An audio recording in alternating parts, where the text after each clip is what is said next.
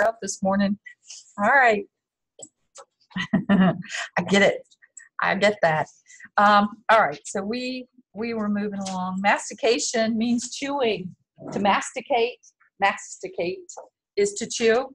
And it takes, some coordination for this. Things that you don't really think about it till you've lost them. But anyway, the tongue, being able to manipulate food. And we know the tongue is innervated by several cranial nerves, don't we? So it takes that. It takes these muscles, the buccinator. Y'all learned these muscles in the muscular system. It's part of your labeling that you did. So some of these, so just this whole idea, the masseter was the big, huge muscle, right? And the buccinator is underneath that. But anyway, the jaw functioning. So this joint, this temporomandibular joint functioning the way that it's supposed to. So all that has to work in coordination for you to be able to mechanically break down food. And we said the reason that that's important to be able to mechanically break down food is because of what? Why? Oh, well, it's saying it right behind me. To increase the surface area so those enzymes can get to it. And really, chemical and mechanical digestion both start in the mouth. They start there, but that's just the beginning. Saliva is going to be what is helping this process, because in saliva, you're going to have these enzymes. How do I know that these are enzymes? They end in ASE. And usually the nice thing about enzymes is that their name will tell you what they're going to be acting on. So lipase acts on lipids. Amylase acts on amylose, which is a sugar. How did I know amylose is a sugar? Because it ended in OSE. And then is mucus a good thing or a bad thing? What do we say about mucus? It's a bad name, but it's actually a good thing, because in this case, it's going to help with the slip and slide and help you to swallow. So this is going to be saliva, producing enough saliva and saliva at the right consistencies is going to be important. There's an autoimmune disease. Does anybody know the name of it? Where your own immune system attacks your salivary glands and even the lacrimal glands in this particular disease. I thought I had told you all about this one. Do you know it? Okay, I thought I told you a fancy one, but it's called, and the way it's pronounced is show, like a Broadway show, Sjogren, but it's spelled S-J-O-G-R-E-N, Sjogren's, apostrophe S, Sjogren's. This is an autoimmune disease where your immune system attacks the lacrimal glands. What do lacrimal glands produce? Tears. And also your salivary glands. And so you start producing less saliva. It's not always, as most autoimmune diseases, it's not always an acute onset. It's often kind of a chronic onset. So some people aren't even really realizing that that this is happening, but they'll start seeing other things happen, like choking, more frequent, like the fear of choking, which is scary, isn't it? So when somebody's doing that, when they've started having trouble swallowing food, will it change usually their selection of food? It does. And can that end up affecting their nutrition? It can. And so, this can be a really difficult thing for that person to manage.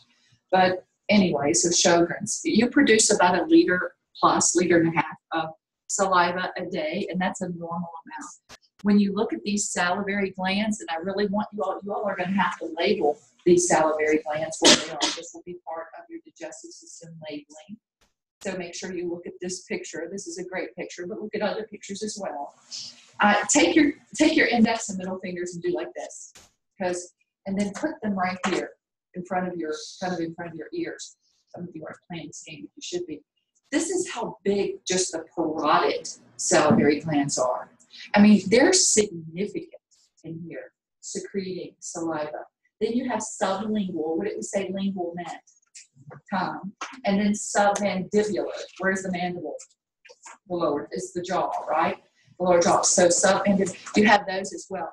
I want you to know the parotids, because it is the parotids that get attacked by a particular virus that we call the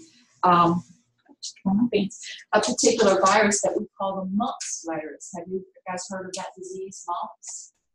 There have been a few isolated outbreaks of mumps in our country in the last few years.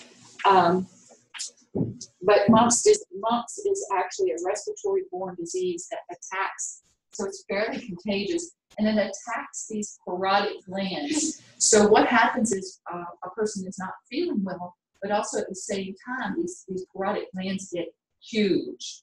So if you've ever seen somebody, I used to see kids with mumps all the time, but now we have immunizations, don't we? Where do people get protected from mumps? What immunization is that? The MMR, the measles, mumps, and rubella immunization. MMR protects people from it. I used to see it all the time, but now we see it less and less, and that's a really good thing. But what the presentation of it is, have y'all ever seen this, when people have their wisdom teeth out and they can really swell up, like a chipmunk almost? Well, imagine that exaggerated, because that's what can happen with the mumps virus. Now, you might be thinking to yourself, well, that's not so bad. They'll go down and they it has a really low mortality rate, and that's true, except that it can descend into the gonads. And so the real risk of this is that there is a mortality rate associated with it. Some people won't survive mumps itself, but then others, especially males, especially little boys, it can descend into their testes. And if that happens, causing orchitis, which is inflammation of those testes, it can leave them sterile. It can damage them enough that it can leave them sterile. So now we can prevent mumps outbreaks, can't we, with immunizations. And make sure you do know they attack the parotid salivary glands in particular. All right, so another thing that I think that the pH is about 7, so that's about neutral, right? The pH is about neutral.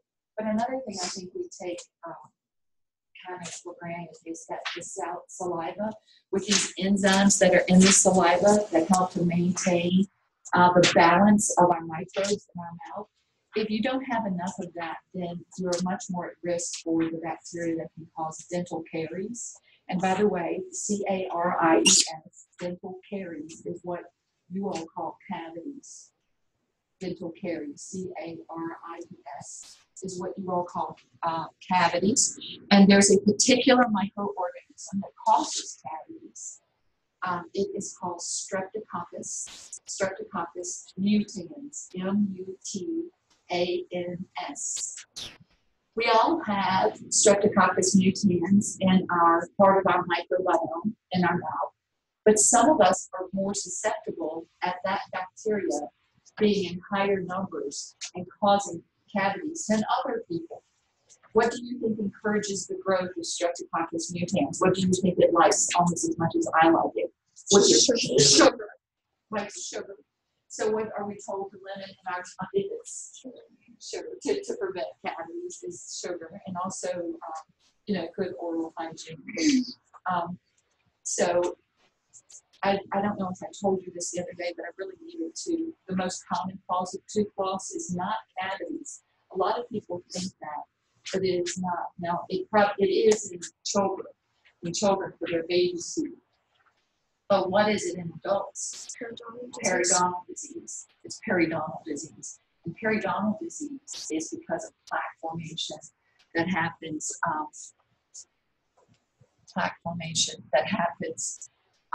At the tooth line, at the gum and tooth line. And plaque formation is a biofilm of microbes. It's kind of like a city of microorganisms that has adhered to your teeth and covered themselves in a biofilm that make it really hard for those enzymes in the saliva to get to the breakdown. So they just continue to grow. It's like an urban area that's just like growing, right? But when it grows, and they really love anaerobic conditions. What's an anaerobic condition? What does that mean? Low oxygen levels. So that's below the gum line, isn't it?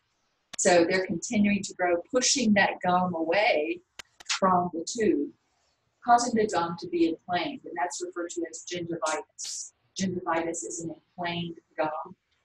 Gingivitis. Now, gingivitis, because it's inflamed, is now swollen, slightly swollen, might even be bleeding, right? And does that allow for potential introduction of these microbes into the bloodstream? You know, it is really thought that people who have poor dental oral hygiene, it leads to things like cardiovascular disease. Y'all have heard this, haven't you? You know about this. And it can lead to more higher incidences of valve disease in the heart and sepsis. So it's just important. So gingivitis is usually one of the first signs that somebody probably has periodontal disease. And what is happening is that plaque is continuing to grow. It breaks these periodontal ligaments. That is a joint that's responsible. It's called a gumphosis joint, if you remember that. That's holding the tooth to the bone. And once that ligament's broken, can you get it back? No, and then there's no pressure on that bone, so the bone starts to do what? Deteriorate and dissolve. Is that correct? So, and as that happens, the tooth begins to become loosened in its joint. So those are some things you would need to know about what causes dental caries and what is the most common cause of tooth loss. And saliva, having enough saliva is going to be important so that you can help prevent that. Salivary glands being so important. So do we have to have food in our mouth to salivate? Do we? No, we can think about food and, you know, our favorite things and already we'll start producing some saliva to get ready for the food to enter. But we also can smell something really good or whatever, and it can cause us to salivate. So there's lots of higher centers that are also involved in this. But anyway, the major thing that starts to break down first in the mouth is going to be carbohydrates. They really are. But did I say anything about absorption yet? Have I mentioned anything about anything being absorbed? No, not at all yet, have I? Because there's really none of that in significance. What is this pharynx? What did we say that means, pharynx? It means what? Throat. That's why pharyngitis means what? Inflammation of the throat, sore throat, right? So the pharynx is this throat area, and we said there's skeletal muscle because you control how you swallow and when you swallow, don't you? So manipulating the food until you've gotten it into mechanically broken down pieces small enough that you can swallow without risk of choking. So that's going to be an important thing. And then you've got this esophagus, which is a muscular tube that extends from the pharynx to the opening of the stomach. Now, when we look at swallowing, which is deglutition, that's what that is called, deglutition. When we look at swallowing, here it is here, in case you didn't see that in your notes or whatever. So this is what this means. What we know is that as soon as we swallow something, this esophagus is going to have to relax enough to accept it and, you know, expand. But that dilation of the esophagus as it's receiving food is going to end up sending a signal for contraction to occur right then with the relaxation right below it. And so this peristaltic contractions is going to take this bolus, and by the way, we don't call food in our mouth food anymore. We call it a bolus, B-O-L-U-S, a bolus. So it takes this bolus of food, or bolus, whatever, and it's going to send it down to the stomach. Fair enough? I told you that there is this sphincter at the end of the esophagus that will relax so that food and liquid can go into the stomach, right? It's usually closed, and it usually needs to be closed because we don't want liquids from the stomach coming backwards, right? Coming and up. We don't want that. We want it to stay down. We said that there's a condition called GERD, gastroesophageal reflux disease or disorder, where these secretions are coming back up. They're refluxing up, right? And this can cause irritation of the lining of the esophagus because right now everything should be roughly about 7 on the pH scale. So everything's kind of neutral. This saliva has anything that you do that's really acidic has usually been diluted by that saliva that's trying to bring that pH back up. And the lining of the esophagus is ideal for that kind of pH. But once this bolus is in the stomach, it's referred to as chyme, C-H-Y-M-E, chyme. And now, chyme is not just the food. chyme is also set the saliva. It's going to be the stomach secretions. And those secretions, once it's in the stomach, go down to 1, a pH of 1. I don't know how to express this to you, except that we've all vomited before, and we know how horrible that is when it's in your mouth, isn't it? It burns, it's awful, isn't it? But a pH of 1 is essentially hydrochloric acid. And the esophageal lining can't take that. And so that's why things should stay going in one direction. They shouldn't reflux back. People who have chronic reflux, like people with GERD, they're constantly irritating the lining of their esophagus. They also are irritating this glottis area. What's the glottis? The epiglottis is that cartilage flap that's on top of the glottis. So this is the opening to your trachea, your airway. So this is why people who have chronic reflux, sometimes they don't even know they have it, but what they do have is a chronic cough. Because even though they don't know that they maybe not had heartburn, they've maybe not had any other outward signs that they have reflux. But what they have is a chronic cough, because even drops of this acidic secretions getting to the glottis can irritate the opening of the trachea. So anybody who's had a chronic cough, one of the first things they should rule out is GERD. Okay. All right. But anyway, so we're talking about this, and this is going down. What can chronic irritation of that esophagus also lead to?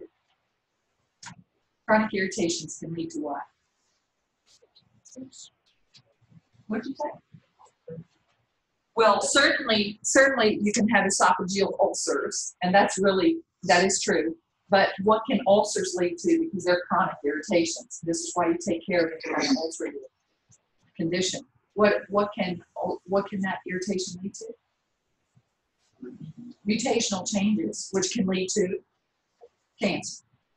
So absolutely, this is why anything that's causing constant irritation should be removed, because that's just not a good thing to have happen. But anyway, so the bolus now, the esophageal sphincter hopefully has worked, and the signal gets to this so that it can empty the bolus into the stomach, and now all that secretion is called chyme. If the sphincter is not working, if there's a problem in this autonomic nervous system communication, then the sphincter doesn't work, and the esophagus can get stretched out. And if the esophagus gets stretched out enough, because it's a muscular tube, it can just lead to more and more trouble, right? It almost can be a progressive kind of thing, problem. So sometimes what they do, a GI doctor, a gastrointestinal doctor, will go in and they use a balloon and they stretch that sphincter out and literally really kind of rupture it, hopefully making it less intense.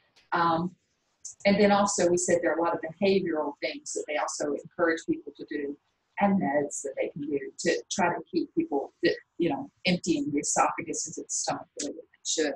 So I probably shouldn't be talking about abnormal things while I'm trying to get you to understand normal. This is a barium swallow X-ray. So what you're seeing is they take barium and a mixture secretion, and I don't know why they all stack like this. But anyway, and then they had you do this, and they're taking X-rays to see how the peristaltic contractions are doing, to see how the emptying into at that esophageal sphincter is opening and emptying into the stomach. Has anybody ever known anybody who had a barium swallow?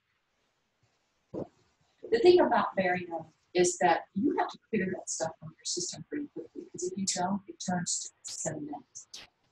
So, and what I think is like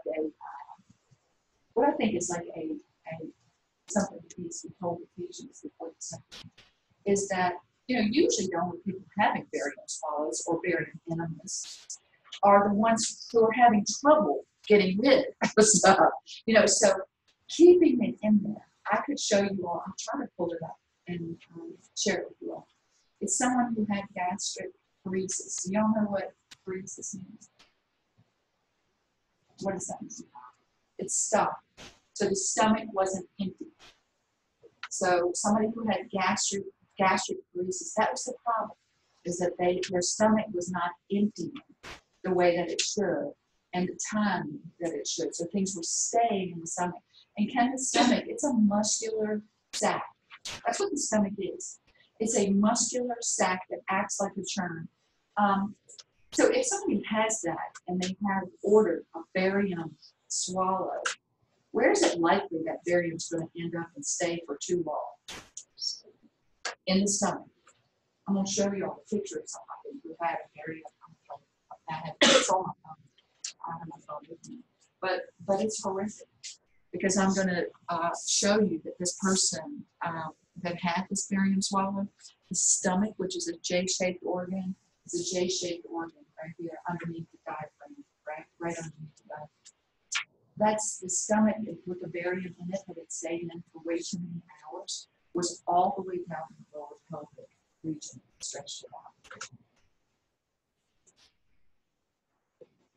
Okay, but anyway, so I want y'all to notice the diaphragm. When y'all come back on the next week, I'm gone on Wednesday, but when we come back, we have a testing here. But that's the week we're going to dissect rats. Okay, so you can plan on that. Y'all are going to see the stomach of a rat is very similar to the stomach of humans, and you'll see the little thin diaphragm of the rat that's separating the thoracic from the abdominal cavity, and you'll see the stomach. Now, honestly, I'm going to get rid of that.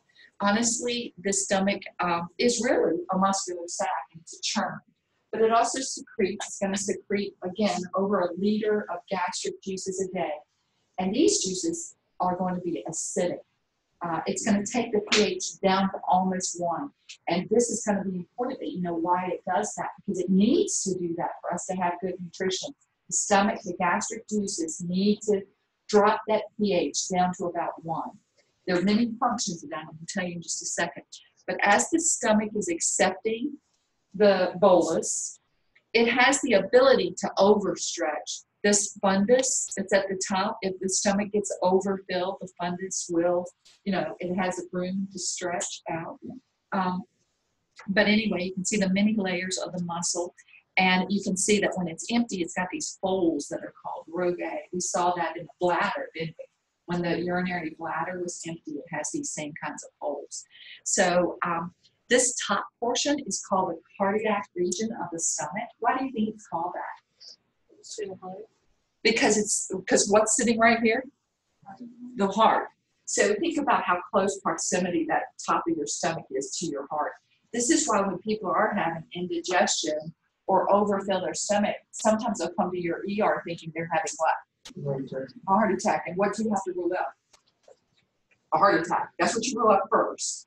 But after you rule out the heart attack first, then you realize, okay, well, let's see what else it might be. It might be a GERD. It might be something going on with the stomach.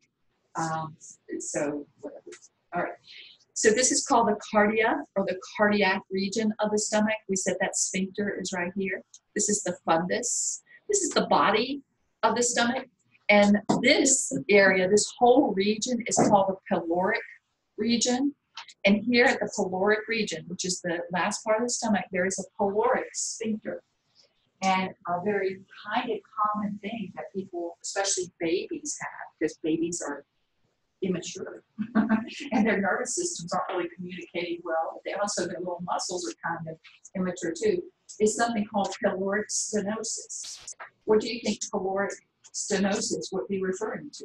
What does stenosis always mean? A narrowing or blocking, right? So a narrowing. You've heard of spinal stenosis, right? What's being closed off there? Spinal cord and the nerves related to. But in pyloric stenosis is this pyloric sphincter. Now, if that's getting too narrow or too tight, can you empty what's in the stomach into the small intestines? Can you empty it well? If babies have this, and it's not an uncommon thing for babies to have this, anybody in this room who's ever fed a baby probably had that baby spit up on afterwards, right? When you were birthing the baby. That's a normal thing because their pyloric sphincters are immature. And it looks like they spit up everything you gave them, but it's a little bit, you get deceived by that. because the milk is being mixed with salivary and stomach juices. So it looks like they spit up everything, but they didn't. As long as they're peeing and pooping, right, then they're probably getting enough through. It's normal for babies to spit up. You'll have new parents come in and say, my baby's not doing anything because they spit up every milk. They're supposed to. They're supposed to spit up. That's okay. As long as they're peeing and pooping, right? But some babies really do have aortic stenosis, and it's an emergency situation. So this is why it's so important to let new parents know that it's the wet diapers they need to be monitoring every day, and making sure that wet diapers and bowel movements are happening, because then you know that nutrition is probably happening too. But if that's not happening, then if it's caloric stenosis, then minutes can count. Because what did we say? And I really kind of mean that, hours can count, but then minutes. What did we say is the number one cause of death in little kids? Dehydration. And it doesn't take too long. You saw that, remember that thing I showed you, that doesn't take too long to get in trouble, does it?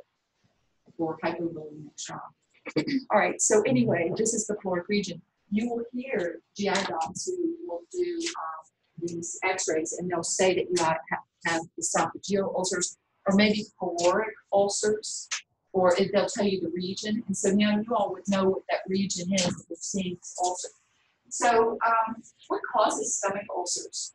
Gastric stomach. What causes gastric ulcers? What causes? But is there really such a thing as too much acid? I think everybody thinks that, but that's not really true. And people say stress. Does stress cause gastric ulcers? Well, stress causes you to which glands to be affected? The adrenal glands. And when you're secreting from the adrenal glands, which system is actually engaged? Which nervous system is engaged? Sympathetic or the parasympathetic? Sympathetic. The sympathetic system. What system controls the GI system? Which should be controlling it? Which should be controlling it? The parasympathetic. So if the sympathetic system is taken over because you're in stress, what is not getting the signals it should be getting in the correct way? The GI tract. So what happens is it's a double whammy. But because you're stressed, and by the way, don't write down that stress causes stomach ulcers, because it doesn't. But what stress does do is cause your entire GI tract to not be getting signals the way it's supposed to be getting signals, and misinformation. And what it also can lead to is your immune system is compromised. So now your immune system is compromised. Your system is not getting the signals it's supposed to be getting. It's not sending things through the way it's supposed to be sending. And now some people have, as part of their normal flora in the stomach, a bacterium called, and y'all need to know it, Helicobacter. It starts with an H. Helicobacter. This is somewhere in your book, in your deeper insights or something. Helicobacter pylori. So H. pylori is a bacterium that we now know lives in the stomach. Not everybody has it in their stomach, but some people do just have it as carriers. But what can happen if you are stressed over long periods of time and your immune system is down and you're not eating well and whatever, how does Helicobacterium pylori cause trouble? And let me tell you what it causes. It causes stomach ulcers. It is the cause of stomach ulcers, that bacterium.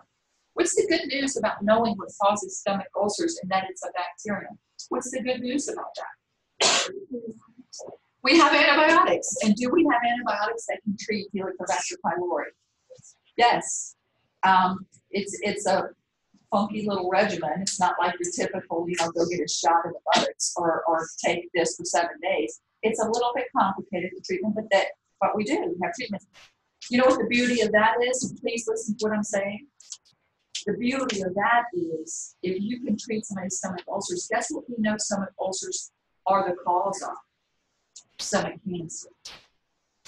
So by being able to treat people with stomach ulcers and prevent them from getting new stomach ulcers, so being proactive and making sure that they're being monitored and they don't continue to have stomach ulcers, we can save lives with stomach cancer. Does anybody in this room know anybody who's had stomach cancer?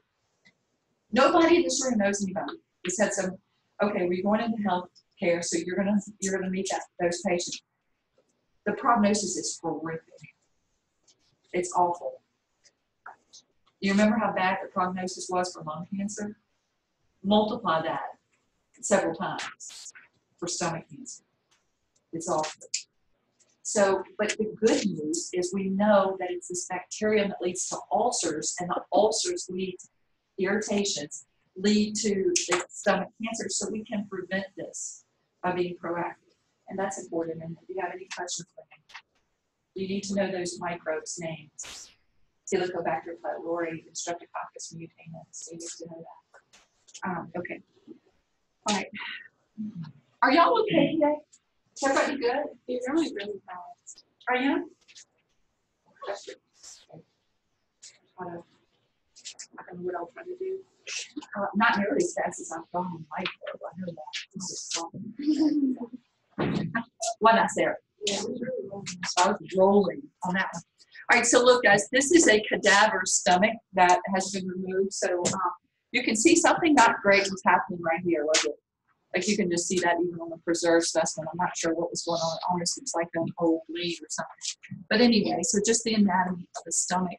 We know that what I do want you to know about the stomach is that it has several different specialized cells that are unique for the stomach that are secreting products that I need you all to be able to match to the name of the cell. Fair enough? Is that fair enough? All right, so here they are. I'm going to tell them to you. All right. The parietal cells in the stomach, and you could go back to a little picture to see an illustration of them. These are the cells that give us the hydrochloric acid and intrinsic factor. Do you all remember intrinsic factor from hematology? What did you say intrinsic factor is necessary for the absorption of? Thank you, Janet. Is Janet the only one to remember that? Say it loud, Janet. B12. B12. So it's your stomach cells producing a product that allows for you to take in B12? Yes, and it's called intrinsic factor. Make sure you know the parietal cells secrete that. And they secrete hydrochloric acid. So while we're on parietal cells and what these two things they're secreting, what's the function of hydrochloric acid? If you remember in hematology, I've already given you one of the functions of the stomach acid. What is the function of the stomach acid? I'll put it up here right behind me so y'all can read it as we're talking about it. But anyway, what I had given you all in hematology is that without stomach acid, I don't care how much spinach you're eating or liver or anything else that's got a lot of iron. I don't care how many iron pills you're taking, bless your heart if you are, because they can really mess up your stomach. But no matter how much you're taking in, it can't be absorbed. The stomach acid has to reduce this. It's going to have to act on this to be able to turn it into an absorbable form of iron. So if you don't have enough stomach acid, that's going to be a problem. And I do know people who chew on Tums and other things all day long that are on prescribed things. Actually, a lot of them are over the counter now. That absolutely, I wonder how they're not iron deficient, which means that that could lead to what? It's one of the causes of what? Anemia. Right? So we've got to have iron. We've got to have enough stomach acid to reduce the iron as we bring it in. But I also want you to realize those enzymes that we hear about, like lipase and some of the other enzymes that break down through chemical digestion our nutrients, they have to have the pH going down before they're going to become activated. So that's another important thing. It's going to actually stimulate. I don't know if I actually stressed this when we were talking about molecular biology, but some enzymes work better at certain pHs, and these digestive enzymes become more active at a lower pH. So we need the stomach acid. But we also said our food and water our liquids don't have to be sterile, do they? Because what's going to happen when they get to the stomach is that the numbers of them are going to be greatly reduced, because most can't survive this type of pH. What did I tell you it goes down to? You go down to 1. That's really acidic, and it needs to be acidic for the length of time that the chyme is in the stomach churning, because the stomach really is a churn, right? So now this liquefied food, we said we call it chyme, and it's now doing all of these things. It also, some of the things that you eat that you really even can't chew apart, like these connective tissues on in meats, but also in certain plants, it can help to break those down even further, better than your teeth could actually do it. So these are all functions of the acid. This is a picture, an electron micrograph, scanning electron micrograph of the gastric pit of the stomach. So we know what parietal cells secrete hydrochloric acid and intrinsic factor. Chief cells in the stomach, when you're an infant, before you're a year old, chief cells in the stomach are secreting chymosin and lipase. What did we say lipase is an enzyme that will break down? Lipids, which are? And chymosin is actually a coagulating substance that's going to help with the process of getting these fats where it needs to be so that they can be broken down. Infants have this. That's all they're secreting. Now, after about a year of age, these chief cells undergo metaplasia, which usually occur, but we don't really think about life in that term, but that's normal. They change and they start secreting pepsinogen, which is going to break down peptide bonds in amino acids. What are peptide bonds in amino acids? What is that breaking down then? Proteins. But until about a year, do you even have the enzymes to break them down? No. So if you see a baby being given all kinds of cereals and foods they should not be eating, they can't break them down. They can't. They don't even have the enzymes to do it. So it means they're getting through the stomach, poor little stomach. They're getting through the stomach, and the intestines of an infant are more porous than in an adult. So these foreign proteins are going into a baby's bloodstream and these small intestines unchanged. They're foreign. And what will the baby likely develop? Food allergies. Food allergies or issues with it. So it's important. I mean, we know a lot more about this in just in the last decade than we did before, and understanding when to introduce certain foods to infants. So these chief cells, chymosin and lipase, some of you said you've been spit up on by babies.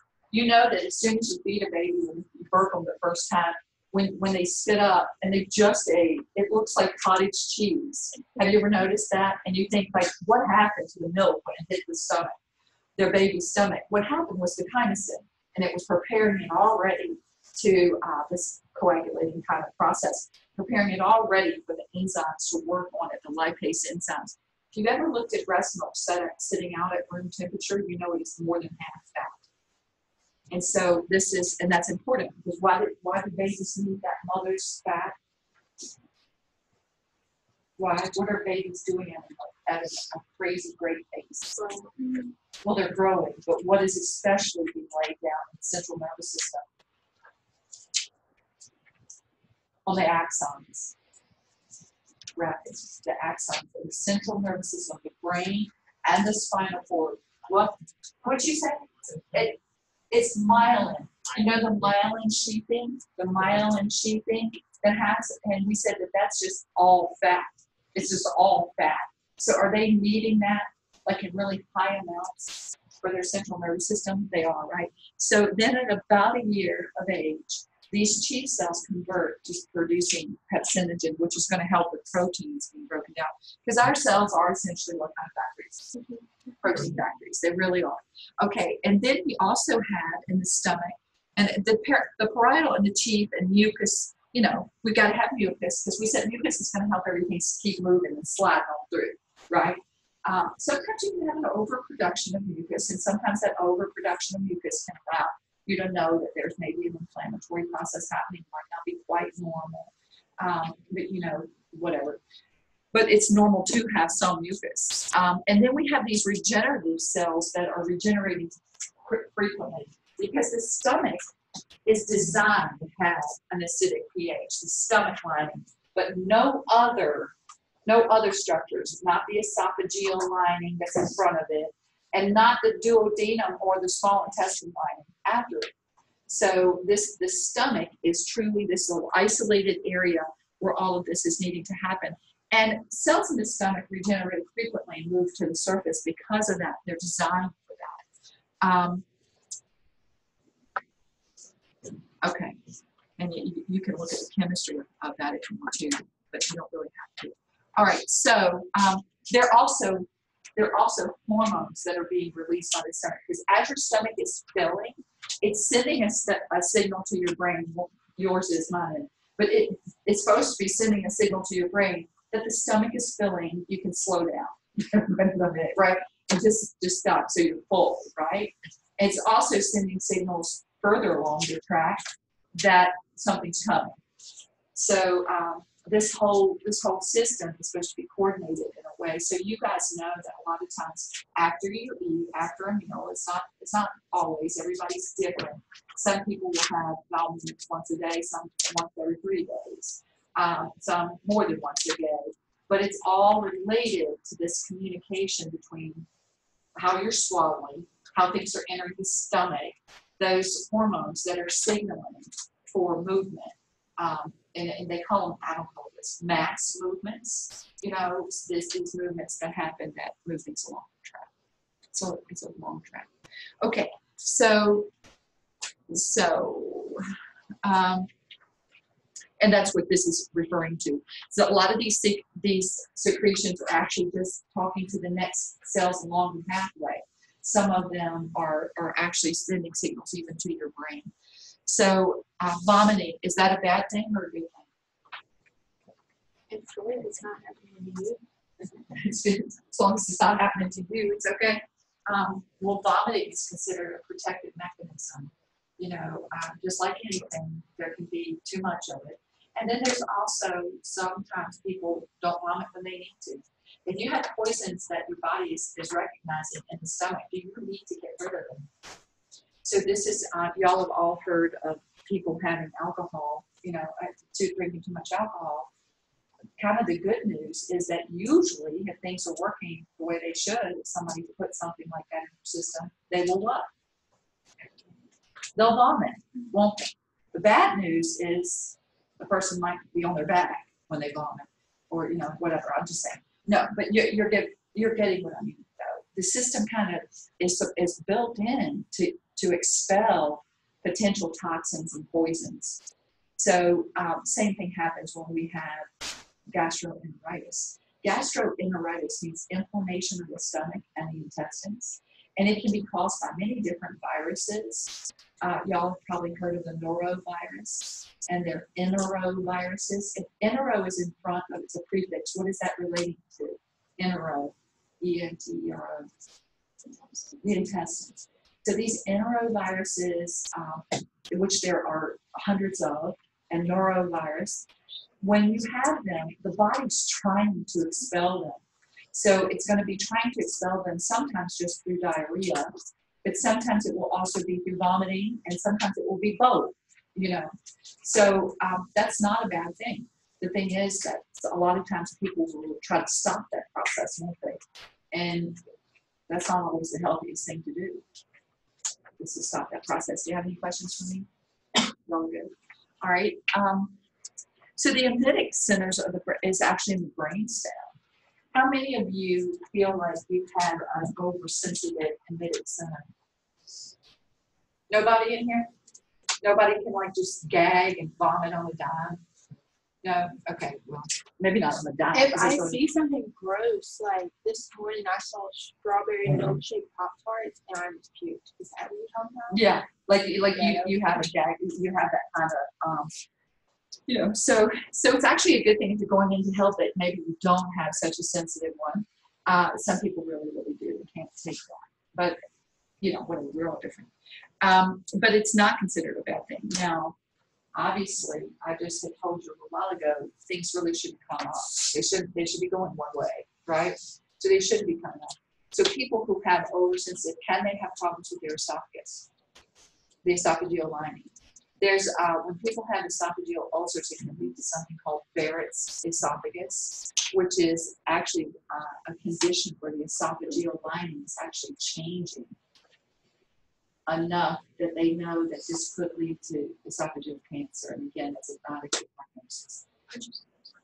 It's called Barrett's esophagus because of too much of this. But also, there's how about your oral hygiene and health? If people vomit too often, what can it do to your teeth? Huh? Erosion. So it can break the enamel. The enamel on your teeth is the hardest substance in the human body, is the enamel. So that, but it can't withstand the stomach acid. So people who have, who frequently do this, a lot of times it's their dentists that figure that out, because they'll see the cracks and the erosion on the inner sides of the teeth, and they'll see the teeth that way.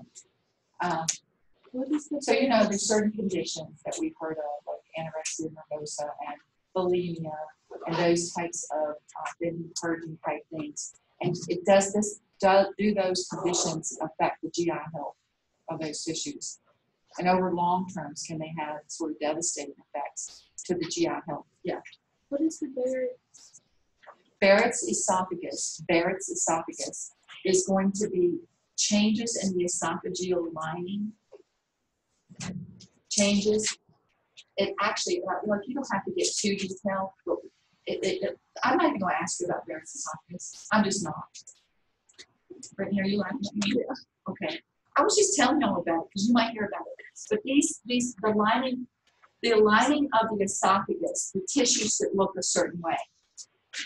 The lining of the stomach should look a certain way. The lining of the small intestines look a certain way with microvilli, right?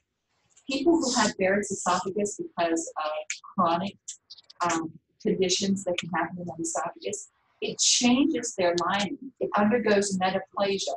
The cells of the esophagus turn into the same cells of the lining of small intestines. That's not supposed to happen. And when those cells undergo that mutational change, undergo metaplasia, we know that there's a certain percent of people with Barrett's esophagus that will develop esophageal cancer. Does anybody know anybody with Barrett's esophagus? Don't go home and tell them they're going to have esophageal cancer. I'm sure their GI doc has already told them that they're at risk for it. And so they get checked routine every 6 months to a year. Are you good? So that's what that is. Were you just getting me off on a tangent, Casey? Come on now, Casey. All right, look, so healthy mucosa and papulosa. So guys, if you think about what the inside of your cheek looks like, all right, so, and you've all looked at the inside of your cheek, and you know what it looks like. It's light pink and healthy and, you know, vascular. And so that's what it should sort of look like. There shouldn't be ulcers on it. They shouldn't be red. It shouldn't be red. It shouldn't be inflamed. It shouldn't have ulcers. And I think everybody kind of knows what ulcers look like, but that's what the entire GI tract should be healthy pink, vascular, you know.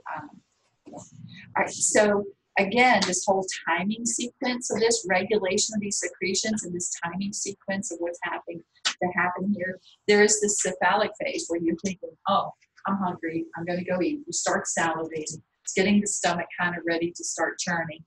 The gastric phase is when you have chyme in the stomach. And then you have this intestinal phase. So what's going to happen is this caloric sphincter is going to relax. The stomach is going to contract, and especially this caloric region. And it's going to eject, I don't know what other word to say, chyme now into the small intestines. They're the small intestines, and I would want you to know this. The small intestines is actually, let me go back up here to this in just a second. The small intestines is actually in 3 different parts. And let me get to a picture I like for the small intestines. Okay, well, I don't like any of these. All right, and then we'll come back. So this is one. So the stomach just emptied, the caloric sphincter relaxed, and usually you don't keep things in your stomach more than 4 hours. It shouldn't stay there much more than that, depending on the meal. And it's going to depend on the meal, because whether you have high fat content in your meal, protein, or sugar, it makes a difference. Your body's getting the signals for that. So some things are going to stay in there longer than others. But in 4 hours, usually the stomach is empty. If you look at this small intestines, which kind of is spread out for you, and other things have been removed so you can see it, the first 8 to 10 inches or so look really, and I know it's illustration, but they actually do look kind of different than this next part. So this first 10 inches or so is called the duodenum. It's referred to as the duodenal region. Y'all have heard of that? I know you have, right? And and some very specific things are happening here when this chyme enters this region of the small intestines. The next region is called the jejunum. Do y'all see that? Do you think you're going to have to label the 3 parts of the small intestines? You think so? You will. You'll have to label the jejunum, the duodenum, and then this last part is called the ileum. This last part is the ileum, okay? Now, I just wanted to show you the small intestines and show you this duodenum part, but now I've got to go back up, and I really want you to realize, and I think there's another slide I need to get back to. This cholecystokinin is actually called CCK. Aren't we right? It's called CCK, or you can call it cholecystokinin if you want to. It's released from the duodenum in response to the stomach sending that chyme in. Because imagine when the stomach excretes or pushes out the chyme, the duodenum's going to swell, isn't it, to receive it? And as that expanding is happening, it's going to release this CCK. Now, I need y'all to know what CCK does, okay? So what CCK is going to do then, and I'm going to get back to a picture in just a second, it's going to cause the gallbladder to contract, and it's going to cause secretion from the pancreas as well. So, and relaxation of the sphincter. Now, I want to get back to the sphincter just so you can see it. Let me see if I had another picture that I liked better. I kind of like this picture. Okay, so guys, look. What was this dome-shaped muscle? And what was going through the diaphragm that was bringing food to the stomach? What was that called? This is an inferior view of the diaphragm. Can y'all picture that? Can you see it? And what was this muscular tube that's coming from the pharynx? The esophagus, right? And now here's the stomach. But what they did was they removed the stomach. So that's out of our way now. Because we know the stomach just released the chyme into the first part of the small intestine called the duodenum. And this is swollen. CCK got released by it. CCK is going to be released in response to that acid. Now, what's going to happen immediately, and it's got to happen here, is the pH has to come back up to 7. Because the lining of the small intestines can't handle a pH less than that. So for that to happen, something better be released into the small intestines to make that pH come back up. Wouldn't you think so? Because you have about a liter in a day's time. You have about 1.5 liters of saliva, about 1 liter or so of gastric secretions. And at any given time, you've got all this entering into the small intestines. You've got to have a way to bring that pH back up to 7. So CCK, if y'all will notice, there is a duct that runs through the pancreas, and there is a duct coming from the liver. They meet right here at a little area that's called the sphincter of Oddi. Okay, ODDI, that's really what it's called. It'd be nice if it were called a hepatopancreatic sphincter, but I don't think you'll ever hear it that way. It's the sphincter of Oddi, ODDI. This sphincter is going to relax, and as it relaxes, bile from the liver, do you need to know bile comes from the liver? Yes. Bile from the liver and pancreatic juices will immediately pour into this duodenum along with the chyme. And guess what that's going to do to pH? What's it going to do to the pH? Bring it right back up to 7. It's going to bring it right back up. The major way it does that is the pancreatic secretions. The pancreatic secretions are sodium, are bicarbonates. And so these bicarbonates bring that pH right back up to 7. So thank you, pancreas, for functioning the way that you're supposed to. What it's also doing is getting this gallbladder to contract. And that little gallbladder, we don't feel it contracting, do we? If you are feeling it contracting, guess what you're having? So you're having a gallbladder attack, is what you're having. You should not feel that contract. But it does every time the sphincter relaxes, every time anything enters the duodenum, this gallbladder is contracting. Because I want y'all to see, and this illustration is perfect to show you this. This liver, when you look at the different lobes of the liver, they have ducts coming from each of the lobes, and y'all know that liver cells are called hepatocytes. You do, you should. Hepatocytes.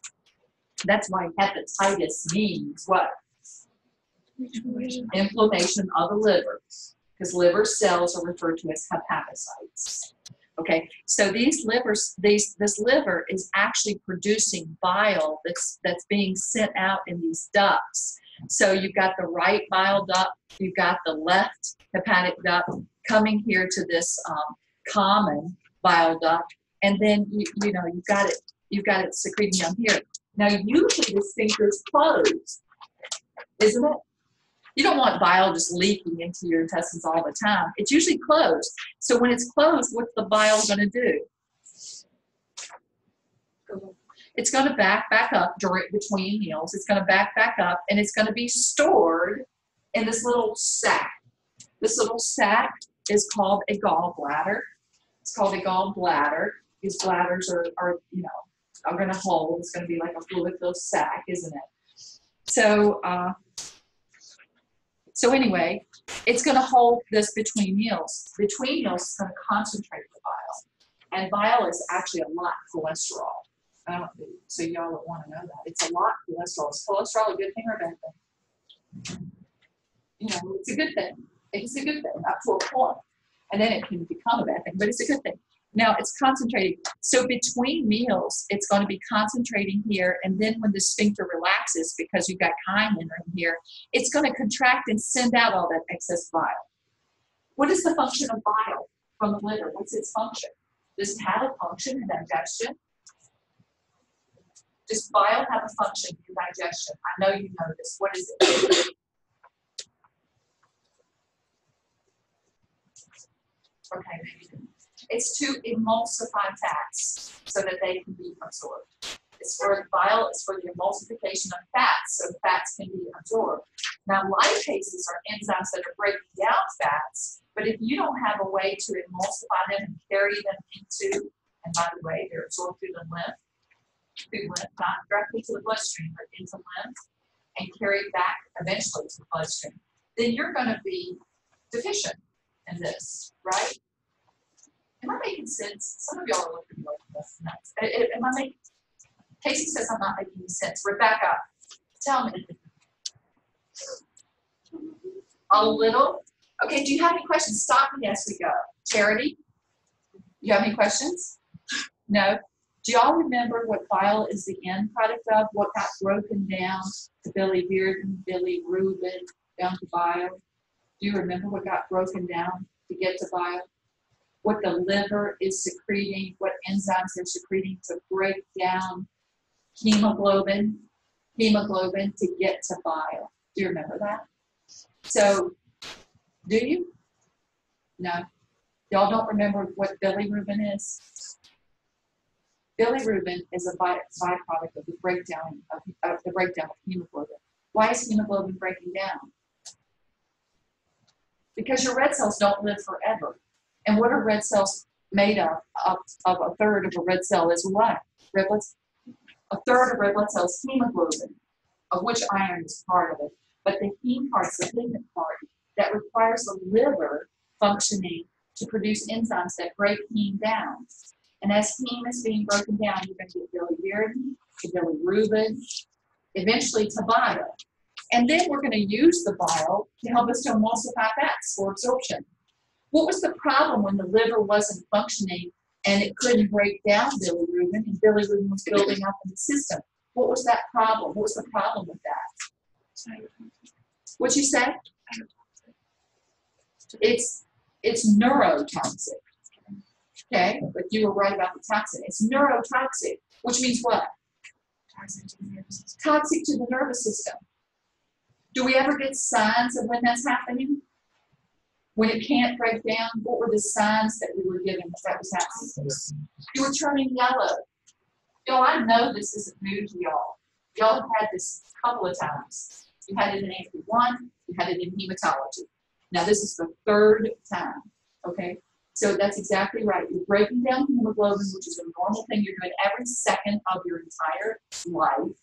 Even in fetuses, that's happening. You are actually getting bile is a byproduct of breaking down hemoglobin. You better be, because if the liver isn't functioning to do this, you're getting bilirubin building up. Can you live long with high levels of bilirubin? You can't. And the beautiful part is that you're recycling that heme and breaking it down, turning it into a product we can then use again. Bile to emulsify fats for the absorption of fats. Are we good with this? So, okay. Do you have to have a gallbladder to store the excess bile between meals? Do you have to? No, so you can live without a gallbladder. But if you live without a gallbladder, you should limit what in your diet? Why? Because your liver is going to get the liver's going to respond. When you have a high fatty diet, your liver's getting a signal to make even more of this. And as more of this is being secreted, it's not able to be stored and concentrated. And as it's not able to be stored and concentrated, it's backing up into the what? Into the where? Into the liver. And just in case y'all don't know what bile is, you do know what bile is because you've vomited it before. The times that you've had any kind of gastritis that you vomited so much that there's nothing left in your stomach. So the next time you're vomiting, it's green, yellow, caustic secretions. Guess what that was? Bile. You were vomiting from your intestines. You can actually vomit feces. I'm not recommending it, but I'm just saying you could. And you've all vomited bile before, haven't you? So you know what it's feeling like even to your normal tissues. Imagine that building back up in the liver. What would that end up causing the liver to have to do? It will compromise the liver. It can lead to problems with the liver, hepatitis even. It can also lead to, because what's real close to this? Pancreatitis. So pancreatitis is what? Inflammation of the liver. Okay. I mean, of the pancreas. So pancreatitis is inflammation of the pancreas. There I am, Sarah. Y'all should be catching me on that. Okay. All right. So anyway, so we've got the liver doing what it's supposed to be doing. You can live without a gallbladder, but you should limit fats in the diet if you are living without a gallbladder. And people who have gallstones, they should be particularly careful, because what's going to happen is these gallstones, we all have gallstones, by the way. We all have crystals that are forming because of concentration of bile.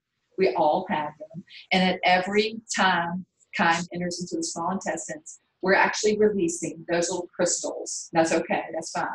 But the problem comes in when the crystals get big enough together that they block these ducts. So if they block this duct, that's going to be bad. If they block this one, it's going to be really bad, because now all bile is being backing up in the liver, and I can promise you that person has hepatitis because of that. So, and it's a life-threatening event. So this can be not only uncomfortable, if you've ever known anybody who's had gallstones or gallbladder attacks, they're deathly ill, aren't they? They're sweating, their stomach is killing them, hurting really bad. They may be vomiting, and so it's not a fun thing, is it? Who's most at risk for gallbladder attack, gallbladder problems? What group? What group? Is anybody in here living without a gallbladder? Nobody's had their gallbladder removed. I'm shocked at that. There's always somebody in class that has had their gallbladder removed. The first, we call it the F's of gallbladder disease. The first one is familial, which means what? Hereditary. There's a hereditary for this. And I've had young teenagers who have already had their gallbladders out, and so did their mom and their grandma and their aunts and everybody in their family that had the gallbladder out. So familial is one, F. The other one is female, because it does seem to be more in females. The next one is 40. So what does that mean? 40-year-old. So it's an age-related kind of thing too. And the other one, I didn't call this, I don't even like this word, but the other one is fat. And this is what in medicine they say. Familial, female, fat, and 40. Now, pregnancy, there's no F to that, but pregnancy can cause women to also have, because everything's being stressed with. So there are a lot of women that during their pregnancy, they're having repeated gallbladder attacks. And as soon as that pregnancy's over, guess what they're having done? The gallbladder removed. But that in medicine, we really, I'm not saying, but that's what you learned, is that that's typically the case. Now, let me tell you what you're going to see. You're going to see young, not overweight males also needing their gallbladder out, but they still was probably something familial, right? A link to that. Any questions for me about that? The liver is doing so many different things, isn't it? It's producing thrombopoietin that we know is going to cause platelets to be formed. We know that that leads to blood clotting, proper blood clotting. The liver is also producing albumin, which is the major protein in plasma that helps with viscosity of that and tissue repair. The liver is filtering blood. It is a sensor for the immune system for filtering blood. It is now, we know, doing this. So the liver, can you live without a liver? Can you live without a liver? No. What is cirrhosis? It's hardening or scarring of the liver. That's exactly right. I'll never forget the first human liver that I saw was, do y'all all know what a liver should look like? Most of us have grown up in farms or hunting or whatever. Does everybody know what a liver should look like? Does anybody not know what a liver should look like, since most of you aren't playing today? Okay, so nobody knows. The liver is kind of the slick organ, and it's kind of supple. It certainly has a lot of blood supply and guts. So if you think about what a normal liver looks like, I got to see a liver that had cirrhosis. It was an alcoholic who had died from cirrhosis of the liver, a young person actually. And their liver was like if you took a sock and you put as many marbles in it as you could possibly get in a sock, like it was about to explode, the sock, and you felt the sock. That's what it felt like. It was just hard bubbles that were just, it was impressive. Pretty amazing, the person that lived as long as they had with their liver looking like that. But anyway, we are now having living donors for liver transplants, aren't we? So just like living donors for kidneys, that's happening now with liver. People really can't live without it. Which is yeah, donating liver. That's exactly right. And the liver is an organ that has an amazing ability to regenerate. It is one of those organs that can regenerate. So you can imagine what kind of abuse it takes over a period of time for somebody to actually loses their liver. I have seen people on the liver transplant list. One comes to mind in particular, whose little kids were in his room when he died. He was a young person, but he could not stop. He wouldn't get moved up on the liver transplant list because he could not stop drinking. His ascites, do y'all know what ascites is? Ascites, A-S-C-I-T-E-S. Ascites is this fluid that builds up in the abdomen. His ascites, he was an emaciated man because of the complications of this. So his muscles were wasting away. But his abdomen was distended so much because of ascites. His liver wasn't functioning. And they couldn't put him on the transplant list. Which is young children dying. So anyway, so the liver does a lot of stuff. And then we have the pancreas that's also secreting sodium bicarbonate, which we said is going to bring the pH back up. But also enzymes. These are called proteases. And if you just write down proteases, that's fine. It includes several different types. But what do you think a protease breaks down? Protein, exactly. And we need proteins broken down to their amino acids because then we absorb the amino acids and make our own proteins, don't we? We don't want to absorb foreign proteins, so we need these proteases. So if somebody has pancreatitis, what would you want to be careful of their diet? Limiting the proteins that they're, because they're not going to be able to digest them. It's just going to end up interfering. and causing irritation to their system. So sodium bicarbonate raising pH, proteases, which are going to help with the breakdown of proteins. So do you see what I mean by the small intestines? By the time everything's getting to the small intestines, you have the stomach secretions, the saliva, the liver secretions, the pancreatic secretions. That's what I meant by everything's a party now, right? And now you have many, many feet, 22 plus feet, to move through while this chemical and digestion is actually happening, so absorption can happen. All right, so is that enough for today? Y'all perk up before next time I see you. You hear me? Okay. Wait a minute. Now, what are we doing today in lab? Let me think. Y'all take a break and then come back, okay?